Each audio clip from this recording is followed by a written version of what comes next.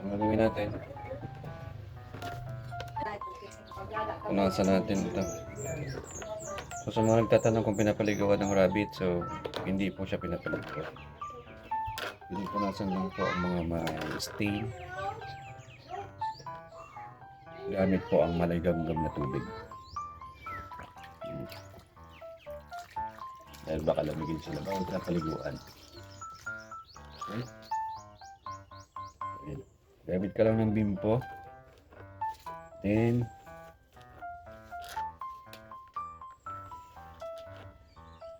maligamgam na tubig.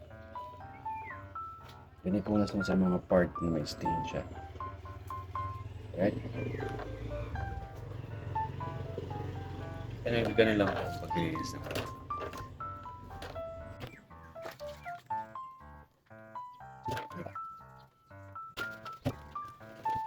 Yeah.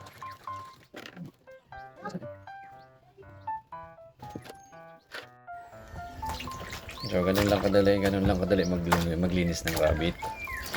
Gamit ka lang ng bimpo, then maligamgam na tubig. Tapos, yun ang ipapunas mo sa mga may stain sa kanyang balahibo. Punas-punas lang. Hindi siya pwedeng ilublob dahil pwede siya magkasakit. Pwede siya mamatay. Kawawa naman. So, para malisan siya, kailangan mo lang punasan ang mga madaming part ng kanyang katawan. Kagaya ng kanyang paa.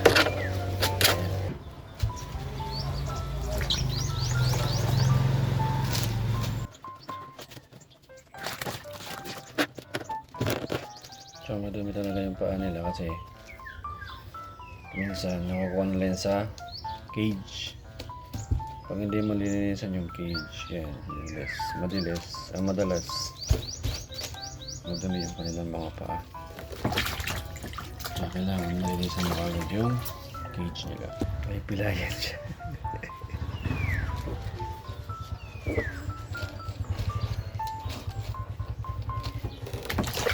So, ayan, medyo malinis na siya.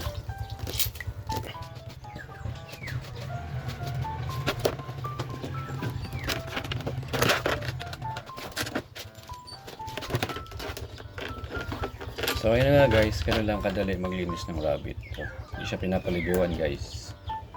Punas-punas lang sa mga part na may stain. Parang kitingin mo madumi na siya. Magamit ka ng bimpo, then maligamgam na tubig. Alright. So ganun ang paglinis ng rabbit.